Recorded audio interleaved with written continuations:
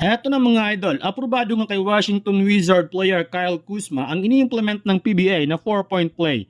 Ayon kay Kuzma, nang tira mula sa 27 feet away is good development in the sports basketball.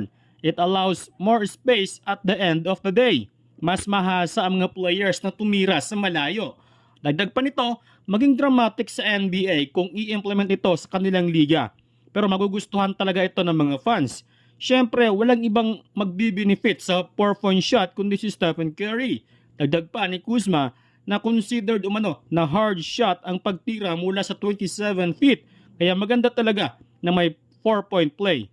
Samantala, patuloy pa rin ang import bug dito sa Blackwater Bossing. Kahapon ay plano ng kupunan na ibalik sa PBA ang former SMB import na si Cameron Clark.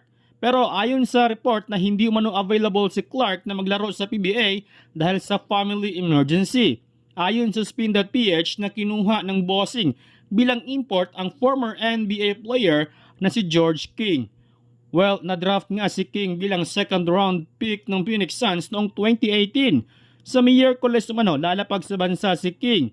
Meron lamang 48 hours si King upang makapag-practice sa ball club bago nila kakaharapin ang Barangay Ginebra. Si King na kaya ay makapagbibigay ng panalo sa Blackwater ngayong season? Well, abangan natin yan. Samantala, mukhang maglalabas ng malaking pera itong Blackwater Bossing dito kay Troy Rosario. Dahil ayon sa report ni Sir Homer Saison na nag-offer ng $25,000 per month ang Japan B-League dito kay Rosario na maging free agent na ito.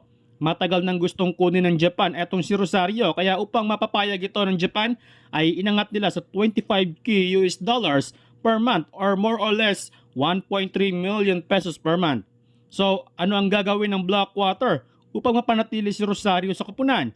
Well, kinakailangan ng Blackwater na ibigay kay Rosario ang hindi bababa sa 1 million pesos per month upang hindi na ito umalis sa koponan.